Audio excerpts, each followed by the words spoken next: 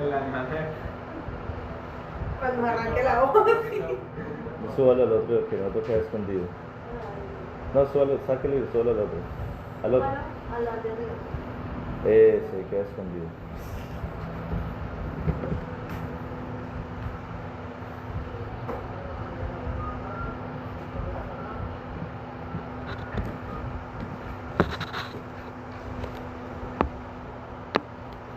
Ven, ven, ven, Espíritu Divino, ven, ven, ven, acércate a mí. Ven, ven, ven, Espíritu Divino, ven, ven, ven, acércate a mí.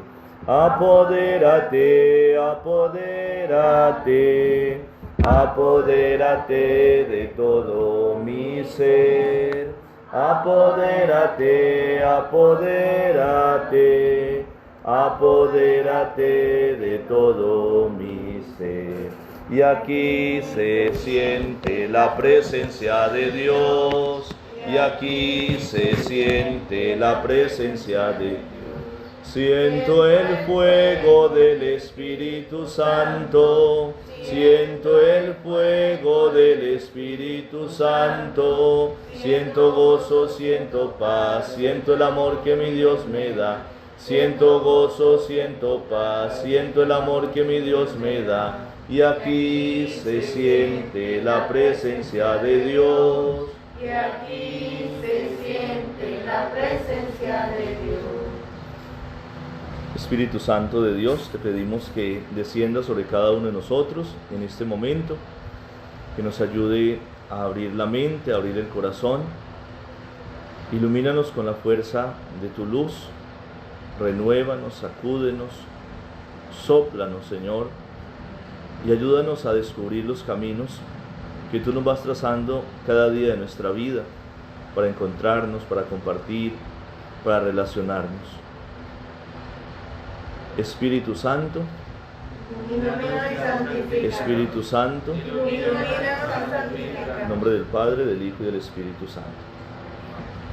Bueno, hoy, hace 8 días, o hace 15 días, 8 días, 8 días,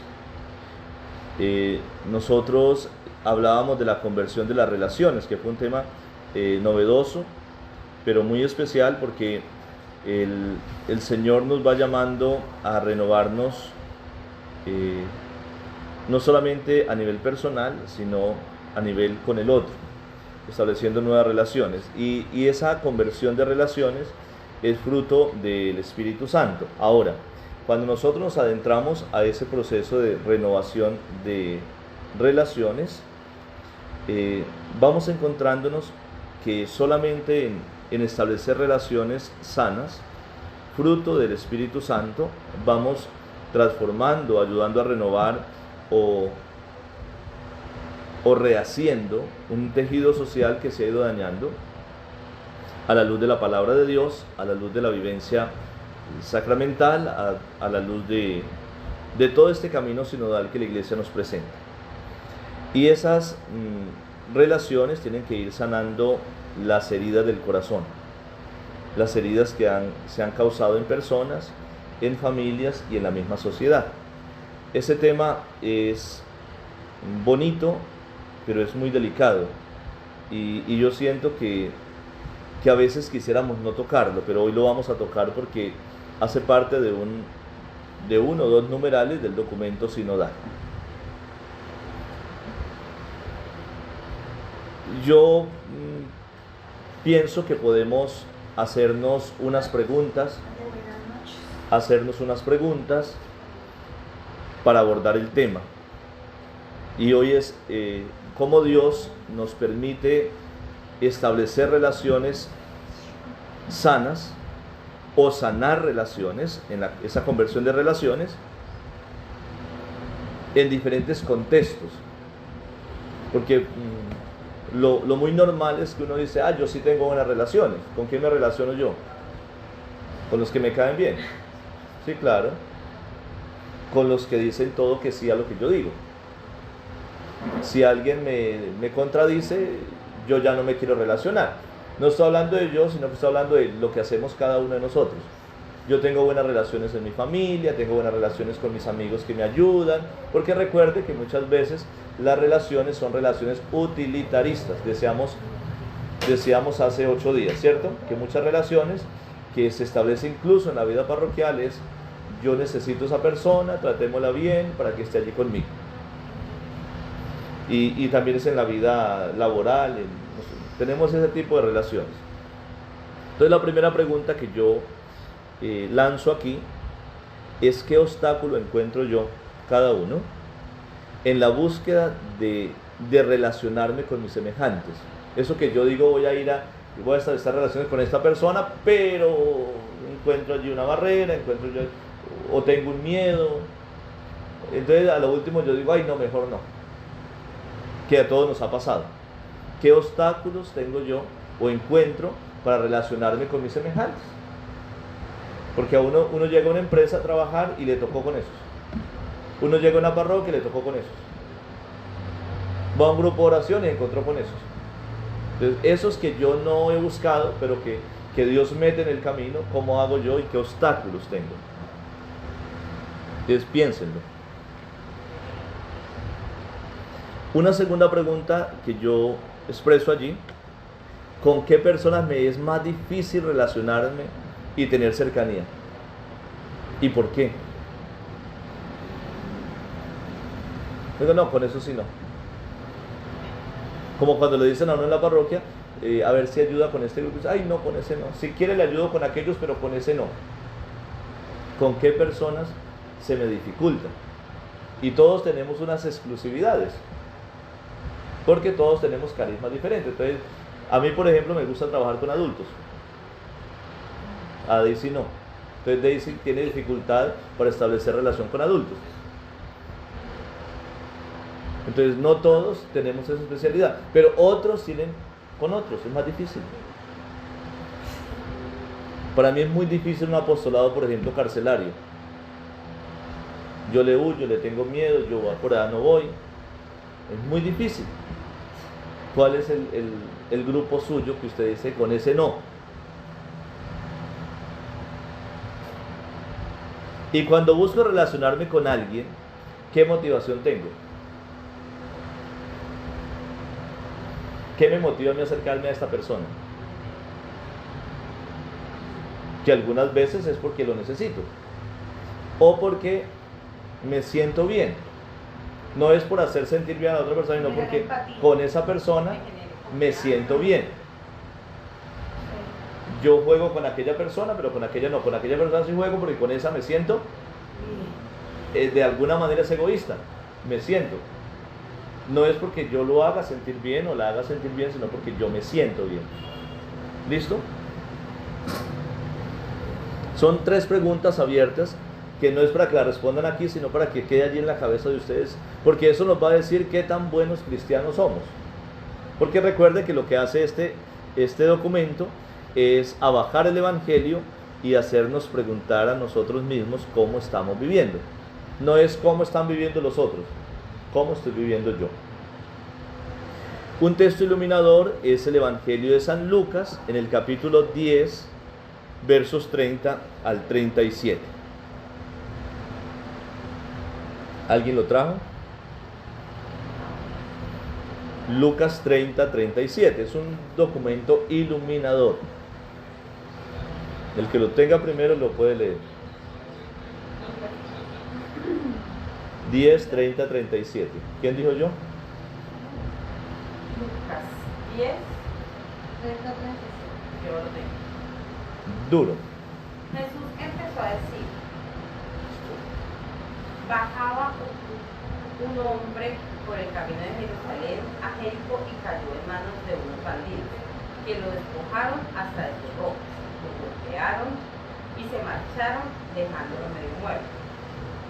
Por casualidad bajaba por ese camino un sacerdote, lo vio, tomó el otro lado y siguió. Lo mismo hizo un levita que llegó a ese lugar, lo vio, tomó el otro lado y pasó de largo. Un samaritano también pasó por aquel camino, lo vio, pero se compadeció de él. Se acercó, curó sus heridas con aceite y vino y se las vendó. Después lo montó sobre el animal que él traía, lo condujo a una posada y se encargó de cuidarlo. Al día siguiente sacó 2 monedas y se las dio al posadero diciendo: cuídalo y si gastas más, yo te lo pagaré a mi vuelta. Jesús entonces le preguntó: según tu parecer, ¿cuál de estos 3 fue el prójimo del hombre que cayó en manos de los salteadores? El maestro de la ley contestó: el que se mostró compasivo con él. Y Jesús dijo: vete y haz tú lo mismo. Gloria a ti, Señor Jesús. Fíjense ustedes que este documento es muy iluminador, primero porque el samaritano no hace parte del pueblo judío, es enemigo del pueblo judío. Y por allí pasan personas muy religiosas.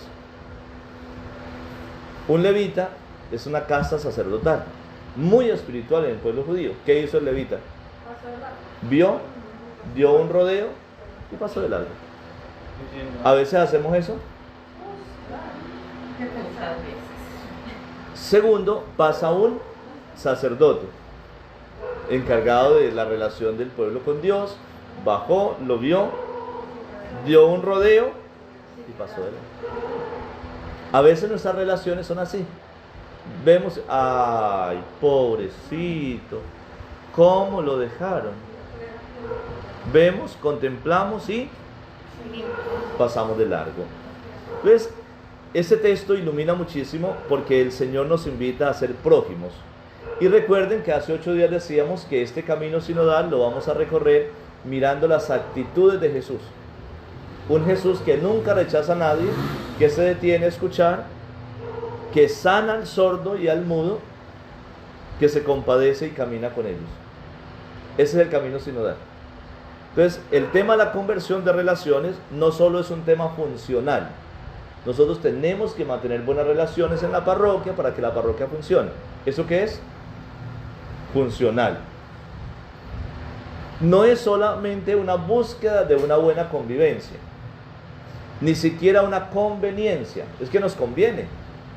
No, las relaciones tienen que ser fruto de un amor verdadero. Entonces es un tema emocionante que nos lleva a hablar de las relaciones en diferentes contextos. Cada contexto trae su problemática y cada contexto hay que tratarlo de una manera diferente, según el sínodo. Nosotros nos relacionamos con quienes deseamos, con quienes nos ofrecen beneficios, pero como iglesia tenemos que ir tejiendo unos lazos relacionales que nos lleven a construir un tejido social a través del tiempo, de las culturas, de los espacios, y lo cual impide ser selectivos. ¿Quién aquí es selectivo? Todos somos selectivos. Pidan a alguno de ustedes que trabaje a hacer algo con alguien. ¿Y ustedes una vez piensan? ¿En qué piensan? En el amigo, en el que se llevan bien. Yo le voy a decir a Julano, a Julana, que trabaje conmigo. Antes de que el padre nos diga que trabaje con Julana, que no me llevo bien, yo más bien escojo a Julana. ¿Sí o no? Y eso somos nosotros. Y todos lo hacemos. Hasta Sara. En diversos ambientes o contextos vamos encontrando elementos que bloquean. Eso que yo quiero trabajar con este, quiero trabajar con aquellos. Uno se levanta un día con ganas de, lo que dijo el padre es cierto, yo voy a romper el hielo, yo voy a hacer eso, y encuentra un elemento que me bloquea. Y entonces me dice, uy no. ¿Y qué termina diciendo uno? Eso no se puede, yo más bien no lo vuelvo a intentar. ¿Listo? Hay unos bloqueos. Otras veces nos producen miedo. ¿Será que le digo a Julano que trabaje conmigo? No, ¿y qué tal que no le guste? ¿Y qué tal que me rechace? Yo sí quiero relacionarme con Julano o con Julana, pero tengo miedo, tiene cara. Hay miedo de ambas partes. no solo de quien ha sufrido diversas situaciones, porque es que nos han marcado. Una persona que ha sido herida, ella tiene miedo de que la persona que se le acerca la vaya a lastimar, y por eso pone una barrera. Pero cuando usted sabe que esa persona ha sido lastimada, usted siente miedo de volverla a lastimar. O sea, ¿qué tal que yo vaya y le ponga el dedo precisamente en la herida? Entonces, yo tengo miedo de volver a lastimar, de revivir una herida, y la otra persona dice, no, la vez pasada me arriesgué y me lastimaron. Entonces yo más bien no me arriesgo. Hay unos miedos que bloquean de parte y parte. Hoy nos encontramos inmersos en diferentes ambientes muy inseguros. La sociedad de hoy camina en terrenos movedizos que minan las relaciones, hasta la imposibilitan. Encontramos obstáculos como la incapacidad de desinstalarnos. Yo sí trabajo con él, pero que venga a la casa. O sea, ¿yo ir allá? No, que venga. Yo sí quiero, pero pues que él se esfuerce. O sea, yo, que me busque. Al fin de cuentas, yo soy el que sé hacer las cosas. ¿Sí o no? Nosotros tenemos miedo de desinstalarnos, ir al otro. Ese es el primer miedo. Hoy la sociedad nos enseña la comodidad. Mire, hoy precisamente dicen, ay, no nos reunamos, eso hagámoslo virtual. ¿Eso qué es? Comodidad. Yo no salgo. Además es fácil, yo los pongo aquí a ellos en reunión y mientras tanto yo voy haciendo que otra cosa, bloqueo la cámara y eso ni se dan cuenta. Y eso se dio porque en la primera clase de formación vino mucha gente. Cuando usted dijo que ya podían visualizarlo por el WhatsApp, ya terminó mucho la gente para ver. Qué virtual. Mucha gente se quedó allí sin darse cuenta. Ese tema de la virtualidad es para la gente que no es de Venadillo. Pero la riqueza de estarnos mirando la cara es mucho mejor. Y los de las redes, por ejemplo, muchas veces quieren preguntar, quieren opinar. ¿Y cómo hacen? Se les dificulta. Y escriben y de pronto el padre no los lee. Pero ustedes se pueden alzar la mano, pueden interrumpir, pueden preguntar, pueden comentar. Entonces no hemos valorado eso.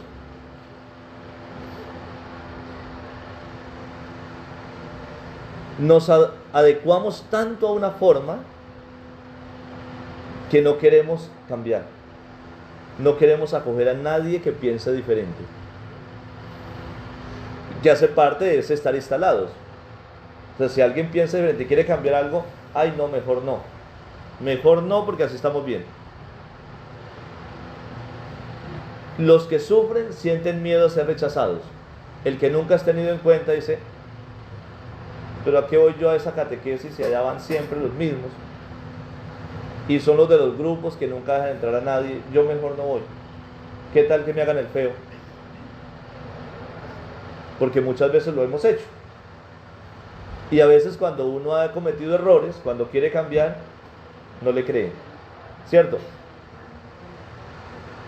Ellos tienen miedo a ser rechazados o lastimados. Más que en su piel, en su corazón llevan huellas. La historia misma nuestra y de cada persona es una barrera. Los que han vivido la guerra, las violencias, los desprecios, las discriminaciones, las humillaciones, los hacen sentir inferiores y se han vuelto vulnerables. Una persona que de niño ha sido lastimado, ¿cómo va a ser cuando grande? Miedosa, temerosa. Él siente miedo que, o sea, ya me fregaron la vida de niño, si yo me les arrimo, va a ser muy poca. Esa persona que en la casa le dijeron, usted no sirve para nada, ya él se metió en su cabeza que él no sirve para nada. Entonces cuando usted le pide que hagamos algo, él dice, pero ¿para qué me dicen a mí si yo no sirvo para nada? Entonces mire que hay muchas heridas del pasado, heridas que nosotros hemos causado o que han causado otros, pero que uno va cargando una historia. Ahora esa historia estamos llamados a dejar que Cristo nos sane, porque tampoco puedo culparlos a ustedes de mi historia, porque ese es otro problema. Es que hay personas que se quedan ahí. Es que yo, culpando a mí me tra- todo el mundo a mí de me lo trataron que pasa. tan mal cuando niño que yo tengo que tratarlos mal a ustedes para defenderme. Pues no, usted no tiene la culpa de lo que a mí me pasó. Para desquitarse de lo que ¿Cómo, hermano? hicieron. Para desquitarse de lo que hicieron a mí. Entonces, Dios entra en mi vida y sana mi historia. Es el proceso de conversión, que Dios entre en la vida del que ha sufrido para que se le sane su historia y entre en la vida del villano, del que ha herido, para que sane su historia y lo ayude a ser diferente. Y no repetir patrón. Y no repetir patrones, nos dice la hermana psicóloga. Muy chévere. La sociedad de hoy cada vez más mundanizada. Miren que esto es muy importante. A mí me impacienta cuando dicen, es que antes lo hacíamos así. Sí, es que el mundo de antes era el de antes. El mundo de hoy es diferente. Antes podía ser la gente más piadosa, más cercana a Dios. Incluso tenían un solo Dios. Hoy la gente tiene otros dioses. Tiene otros dioses. Pero van a misa. Pero van a misa. Ayer me hablaba alguien de cómo utilizaba sanaciones no cristianas, pero iba a misa. La sociedad de hoy está mundanizada, mundanizada.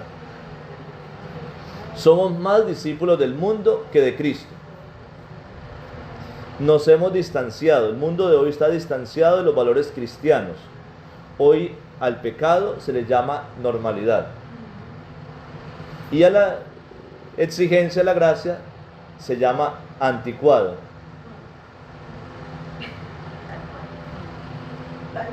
Estamos anticuados. Los cristianos estamos anticuados para la sociedad de hoy. En cambio, lo que nosotros llamamos pecado es algo normal, porque la sociedad se ha ido modernizando, ha ido progresando, dicen ellos. Muchas veces la sociedad ha camuflado en la igualdad y el progreso, que son valores cristianos, políticas egoístas e ideologías extremas. Ojo que cuando yo digo ideologías, estoy hablando de ideologías políticas, religiosas, de todo tipo. Está el ejemplo, si ustedes quieren un ejemplo cristiano, es que lo que antes comenzó siendo una teología de la liberación, estoy hablando del 60 más o menos, era una teología de la liberación, porque toda teología tiene que ser liberadora, la sacaron de ser teología y la convirtieron en ideología. Entonces, si a mí me dicen, padre, la teología de la liberación es mala, yo le digo, no, toda teología es liberadora. Padre, entonces, ¿por qué hubo tantos desmanes? ¿Por qué sacerdotes se fueron a la subversión? ¿Por qué? Yo digo, ¿por qué? Dejó de ser teología y se convirtió en una ideología. ¿Listo? Ya pierde el sentido. Esas ideologías nos han llevado a vivir hoy en un capitalismo salvaje que defienden a veces los más pobres. Yo digo a veces, lo más tonto es que un pobre que no tiene que comer defiende ese capitalismo salvaje. Eso es un extremo. Pero en el otro extremo está un comunismo destructivo. ¿Sí ven? Son dos ideologías extremas que están dañando el mundo. Siempre que nos vayamos a los extremos van a ser nocivos. Los extremos son malos. Los filósofos decían, en el justo medio está la virtud. Un miedo a todo cambio. Como nos han ofrecido cambios que han sido peores, entonces cada vez que hablan de cambio, ¿qué sentimos? Miedo. Esto va a ser peor. Tenemos miedo al cambio. Hemos vivido ya crudas guerras y violaciones donde todos los pueblos han sido testigos. Todo pueblo en el mundo ha vivido guerras. Entonces, vivimos una época de miedo, de inestabilidad. De otro lado, en nuestro medio, cuando se habla de inclusión, mire que yo aquí estoy cambiando de tema para que ustedes se vayan fijando. Y esto es otro problema muy grande. Hoy se habla de inclusión, incluso en la iglesia. Y ya ahorita lanzo una crítica de iglesia. Se habla de inclusión porque hay muchos que hemos dejado a un lado. Lo dijo el Papa Francisco. Hay que llegar a los excluidos. Entonces, ese hablar de inclusión es un deseo genuino, cristiano, muy bueno, porque hay que rechazar la marginalidad de los demás. Pero hemos caído también en extremos. Entonces yo pongo un ejemplo. Creo que pasaron 2, 3 años donde en la diócesis se hablaba solamente en catequesis de inclusión de los sordomudos. ¿Y eso es bueno o no? Claro. Pero fueron 2 años donde se habló de lo mismo y yo decía, y los que no son sordomudos son más. Entonces uno puede tratar por incluir a una persona, a unas personas, hacer que toda la barca se vaya hacia un solo puerto. Y no está bien. Vamos, otro ejemplo es la ideología de género, que tiene un principio bueno. Los homosexuales, los LGTBQ+, y todo lo que le van a seguir agregando, hay que incluirlos, hay que aceptarlos. Pero ¿qué ha hecho las políticas gubernamentales? Entonces nos pusieron a decir él, ella y ello. Y ella. Es una cosa tonta. Y entonces nos dicen, todos los establecimientos tienen que ser inclusivos. Y por darle derechos a un grupo, que está bien, nos quitaron derechos a la mayoría.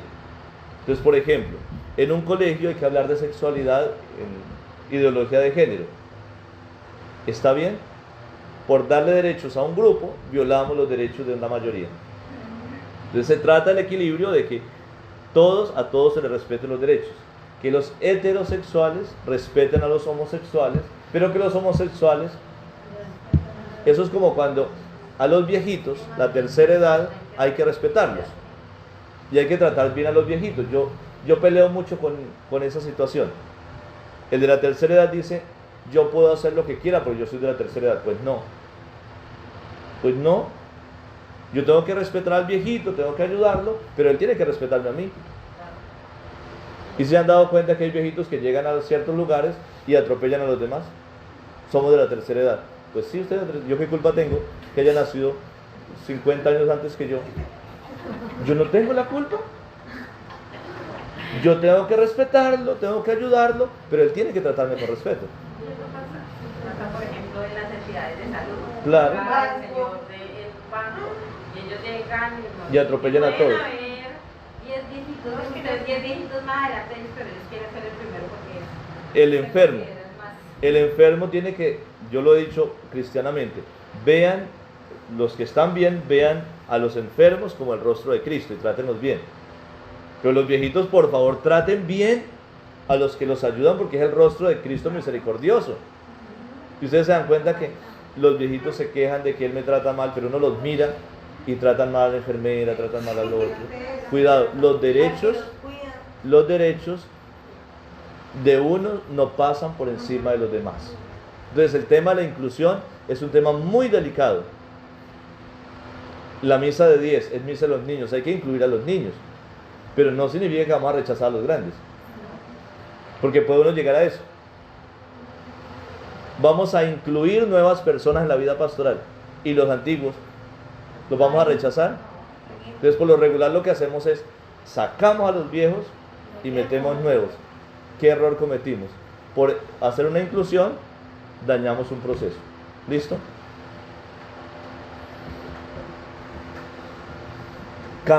Voy avanzando en los temas.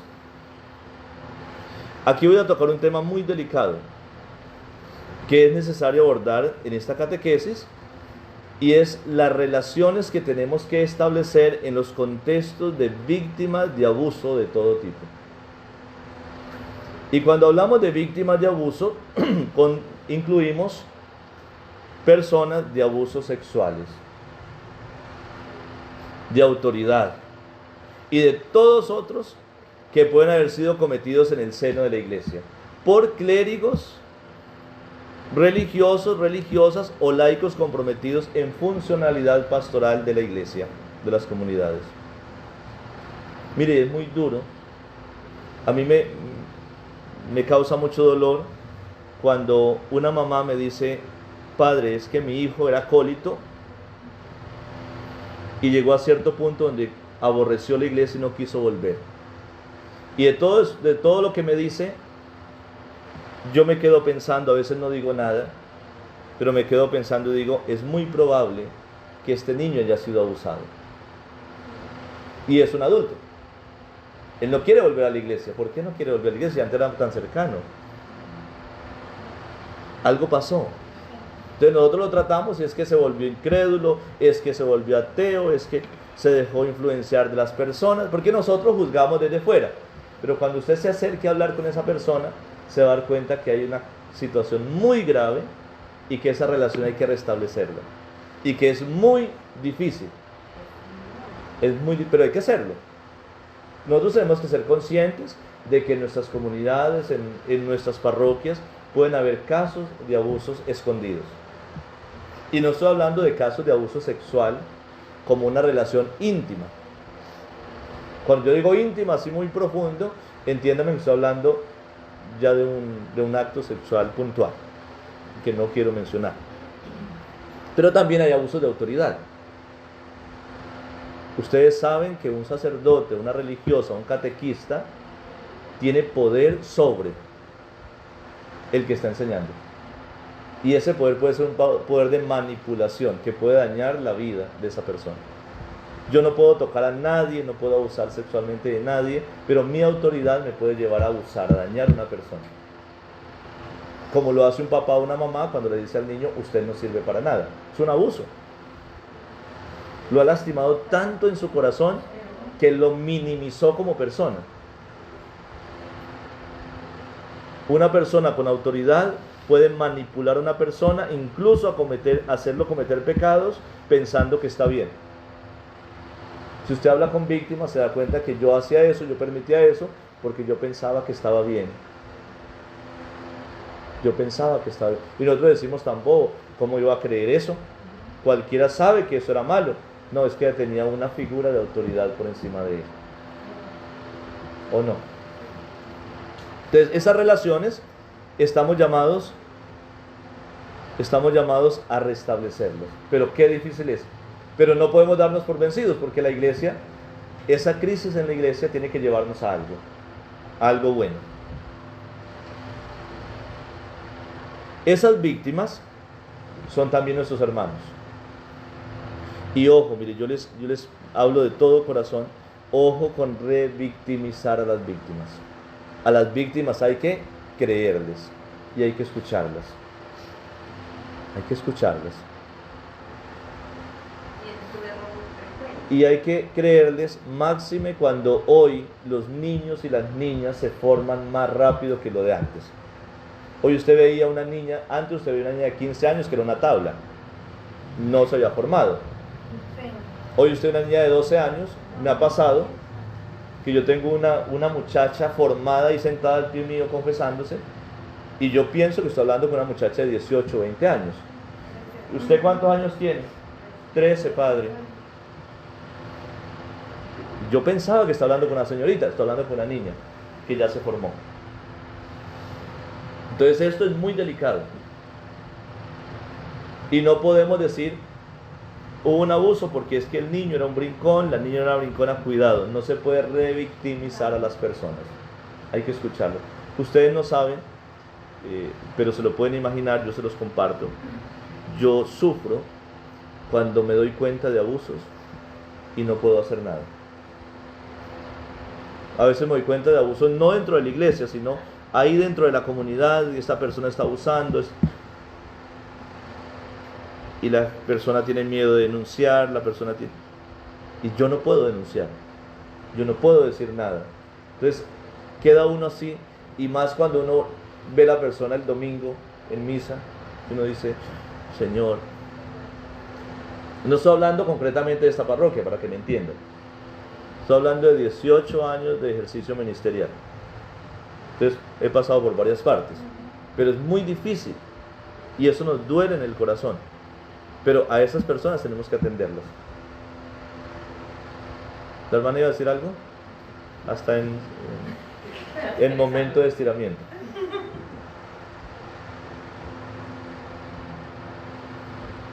Entonces esas víctimas hay que escucharlas y debemos ayudarlas a sanar a ejemplo del Evangelio de Lucas de hoy del Samaritano.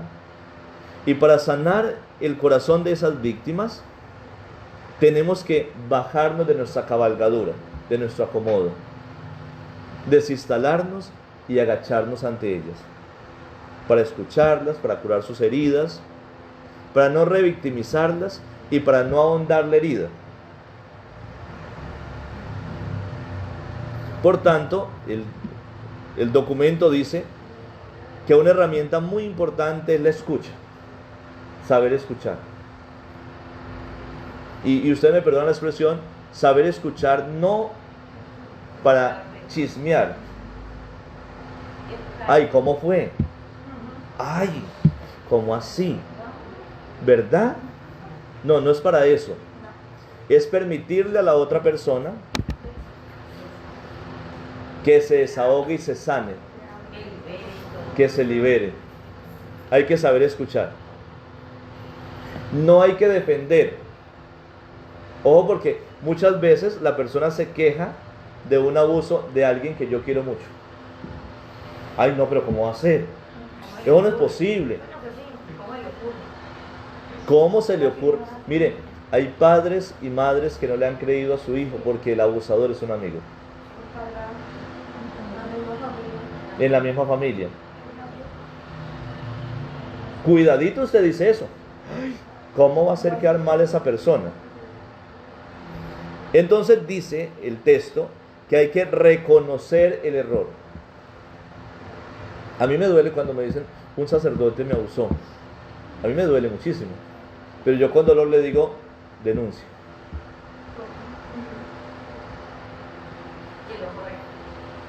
Es lo correcto. Denuncia.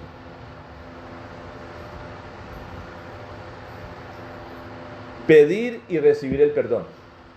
Hay que pedir perdón. Hay que ser capaz de pedir perdón como iglesia. Porque el que ha herido a esa persona es miembro de mi comunidad. Y no estoy hablando de sacerdotes solamente, porque el problema grande hoy en la iglesia es que creen que todos los abusos los cometen los curas. También lo puede cometer un catequista, un sacristán, un sepulturero, un monaguillo con otro monaguillo, un miembro de una comunidad, un padre de familia. Ese padre de familia bueno, ejemplar, un familiar. Hay que aprender a pedir perdón, reconocer el error, pedir perdón. Como iglesia tenemos que reconocer que hay errores en la iglesia, que se han cometido violaciones de todo tipo, abusos de todo tipo, y estar dispuestos a recorrer un camino de sanación. Mire, yo soy un convencido de que este tiempo que estamos viviendo de crisis, por todo lo que está pasando, y yo creo que no hemos llegado ni a la mitad del escándalo, el Señor va a sacar algo bueno de todo esto.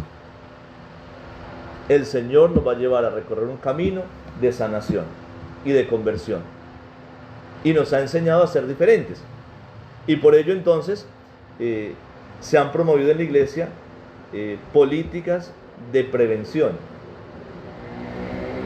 Entonces se dan cuenta que yo molesto mucho con prevenir. Hay que prevenir. Hay que prevenir. Otro tipo de relaciones que deben de ser sanadas y promovidas son aquellas entre cristianos. Eso también no le hemos puesto cuidado. Y es que nosotros entre cristianos, yo estoy hablando de católicos, protestantes, entre cristianos nos hemos lastimado. Hemos hablado mal el uno del otro. Es normal, se ha vuelto normal que los católicos decimos que los pastores son unos ladrones. ¿Y qué dicen allá? Que los curas somos unos ladrones. Y ni ellos me han robado nada a mí, ni yo les he robado nada a ellos. Pero nos hemos hecho tanto daño y no nos queremos. Yo he estado en lugares donde un miembro de una comunidad que no hace parte de esa comunidad cristiana pone un negocio y lo hacen quebrar. No le vamos a comprar nada de ese de allá. ¿Pero por qué? si todos compartimos el mismo bautismo, si todos comemos de la misma palabra? Entonces, dice el texto que es una vergüenza y es un escándalo lo que hacemos los cristianos y que tenemos que sanar esas relaciones. Si usted vive al pie de un protestante y él le pide un favor, ¿qué tiene que hacer? Hágaselo. ¿Le va a prestar algo? Présteselo. De eso se trata. No se saca.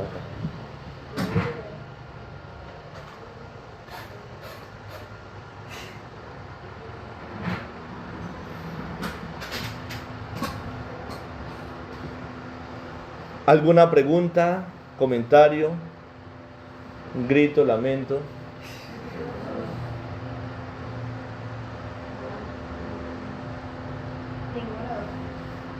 ¿Nada?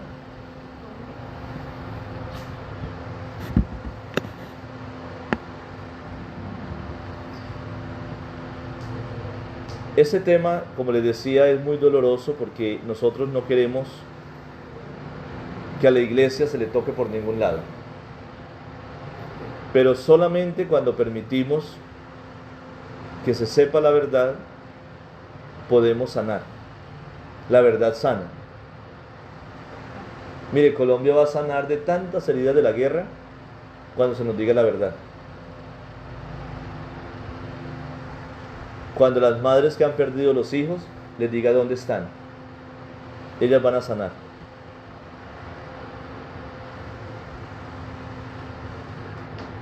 No se sana cuando se maltrata al que me maltrató.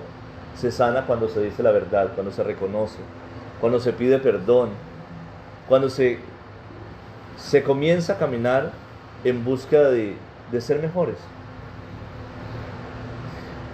Así como hice 3 preguntas al comienzo, hago 3 preguntas al final. Las primeras preguntas era abriendo un poco la cabeza, el corazón para lo que íbamos a decir. Esas últimas ya las hago pensando en lo que ya recibimos, que ustedes lo pueden ahondar. Yo estoy hablando del segundo punto de la segunda parte del documento. Usted puede ir a mirarlo y es más o menos una página, la catequesis de hoy, allá. ¿Cómo mantener buenas relaciones eclesiales con personas que han sido heridas en el seno de la iglesia? Esa persona que dice no vuelvo porque a mí me lastimaron, porque a mí me hicieron daño. Algunos son unos daños muy pequeños, pero ¿qué hacer con la persona que hoy tiene 40 años, 50 años y fue abusada y no quiere volver? ¿Cómo llegar a establecer relaciones con esa persona? Yo como católico, como miembro de la iglesia. Hay miedo, ¿cierto? Hay bloqueos, pero el documento está pidiendo que rompamos con esos miedos, que rompamos con esos bloqueos y podamos ir nuevamente a establecer relaciones. Pero piénsenlo, si cerca de usted aparece una persona con esas heridas, ¿cómo hace usted para entrar en relación? Usted es catequista, imagine usted catequista, se encuentre con una persona que dice los catequistas son violadores, son abusadores, porque a mí un catequista me manoseó y usted es catequista. ¿Cómo hace usted para establecer relación con esa persona? A uno le dicen, es que a mí un padre me manoseó, es que los padres son así, ¿no?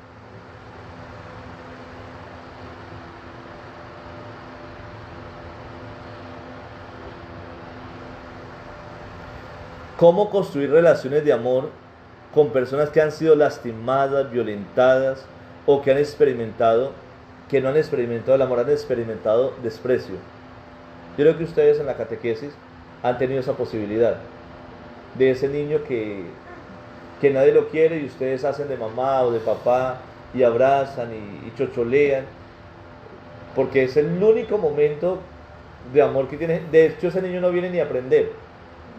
Viene a que le muestren un poquito de amor. Un poquito de amor. Porque es que aquí usted le dice, papito, mi amor, vamos a hacer esto. en la casa le dicen de otra manera.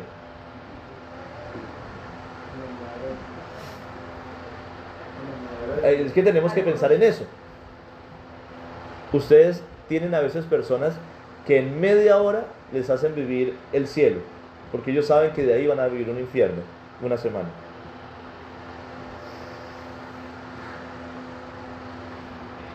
Cuando ustedes regalan un bombón a un niño, ese niño es feliz con ese bombón porque a él no se lo han comprado.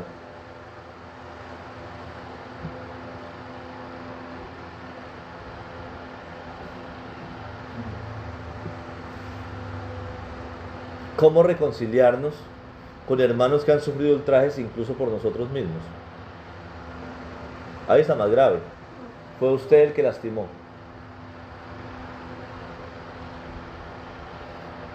¿Cómo hacerlo para que vuelva a creer?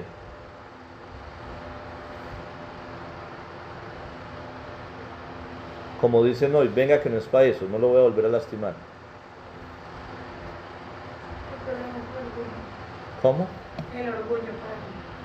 Hay veces la gente prefiere aguantarse las cosas, yo cuento, interiorizar todo, pero hacia afuera, una pared que fuera los demás. Y así usted, así haya usted cometido el error, no lo reconoce. Ah, bueno, hasta que la otra persona venga y el victimario. Venga, le pido disculpas sabiendo que usted mismo fue el que cometió el error, pero usted lo reconoce. Ojo que no tenemos que pedir disculpas. Las disculpas no son cristianas. Hay que pedir perdón. Además que si usted me ofendió, usted no me pide disculpas, usted me ofrece disculpas.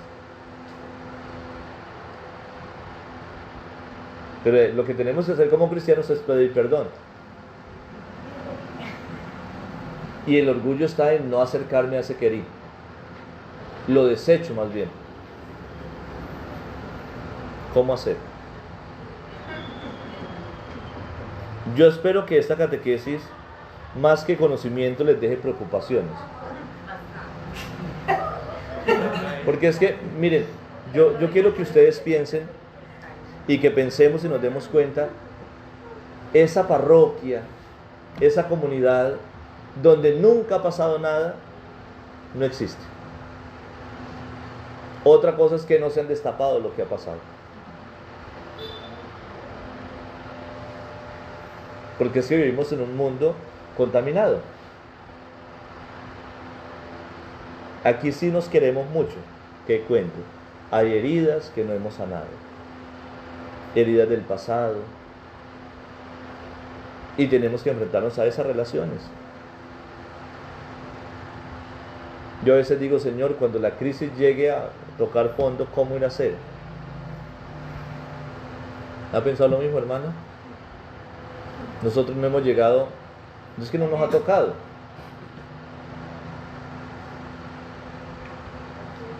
Y el Señor dice que la verdad sale a flote y que la verdad nos hace libres. Pero la verdad no siempre es bonita, la verdad es dolorosa. ¿Cómo nos preparamos nosotros para asumir esa verdad? El documento es muy iluminador, es muy fuerte, y yo trato de resumir, y yo creo que mi catequesis quedó más larga que el texto.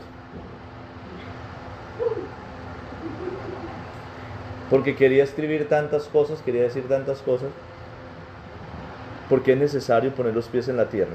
Hay que tener los ojos en el cielo, pero los pies en la tierra. Como no hay preguntas, terminamos, ¿cierto?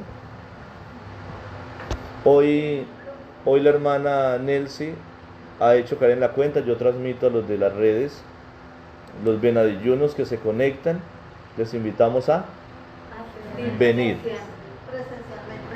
La presencialidad. Hay algunos de ahí de Venadillo que me escriben, y la catequesis presencial es una riqueza. Ustedes han visto, los que vienen de Ibagué cada mes, ¿por qué venirse cada mes hasta aquí si lo pueden ver desde allá?